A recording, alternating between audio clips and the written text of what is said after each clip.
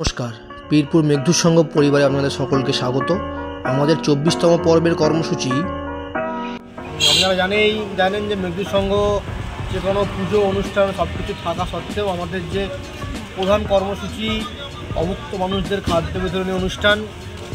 তাই আমরা সরস্বতী পুজো উপলক্ষে আমাদের এই প্রোগ্রাম তো চলেছেই। অঙ্কন প্রতিযোগিতার এন্ট্রি ফির টাকায় একদিন প্রোগ্রাম হয়েছে। এটা আমাদের ক্লাবের পক্ষ থেকে আজ উলুবেড়িয়া হসপিটালের উদ্দেশ্যে আমরা রওনা দেবো। উলুবেড়িয়া হসপিটালে আমরা প্রায় 300 জন মানুষের খাবার নিয়ে আজ রাত ঠিক 9টার সময় উপস্থিত থাকবো উলুবেড়িয়া হসপিটাল। সকল মানুষের এত সাহায্য, প্রত্যেকে সময় বের করে আমাদের এই অনুষ্ঠানে সহযোগিতা করতে চলে আসে, তাই সকলের কাছে আমরা চিরকৃতজ্ঞ। এই সকল মানুষগুলো ছাড়া হয়তো আমাদের এই এত বড় অনুষ্ঠান করা কখনো সম্ভব না।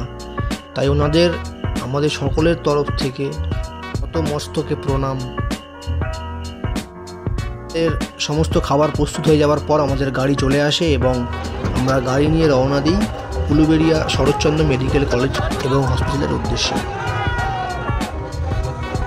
এই Saratchandra Chattopadhyay government medical college এবং হসপিটাল, এবং সেখানে পৌঁছে আমরা প্রায় 300 জন মানুষের মুখে আমাদের সাধ্যমতো আমরা খাবার তুলে দিতে পেরেছি। এই অনুষ্ঠানটা হয়তো আমাদের করার কথা ছিল 50 থেকে 60 জন মানুষকে নিয়ে, কিন্তু এই অনুষ্ঠানের জন্য আমরা এত মানুষের সাহায্য পেয়েছি। আমরা এই অনুষ্ঠানটাকে এক ধাপে 50 থেকে 60 জনটাকে আমরা 300 জনে ঠেকিয়ে দিতে পেরেছি। তার জন্য এই সকল মানুষদের কাছে আমরা চিরকৃতজ্ঞ থাকব। আমাদের সকল সদস্যদের উপস্থিতিতে এই অনুষ্ঠান সম্পন্ন হয়। এরপর আমরা পৌঁছে যাই উলুবেড়িয়া কালীবাড়ি। আমাদের কম্বল বিতরণী যে অনুষ্ঠান, আমরা ঠিক রাত 12:30 নাগাদ ওখানে খাবার দেওয়ার পর আমরা পৌঁছে গেলাম উলুবেড়িয়া কালীবাড়ি, এবং সেখানে পৌঁছে আমরা প্রায় 30 জন মানুষকে কম্বল বিতরণ করতে পেরেছি।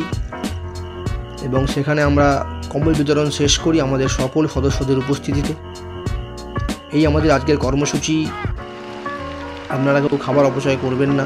আমাদের ফেসবুক পেজটাকে অবশ্যই লাইক দিয়ে ফলো করে দেবেন। এছাড়াও ইউটিউবে আমাদের একটি পেজ আছে পীরপুর মেঘদূত সংঘ বলে, আপনারা সার্চ করবেন। সেখানে গিয়ে আমাদের এই সমস্ত প্রোগ্রাম আপনারা দেখতে পাবেন।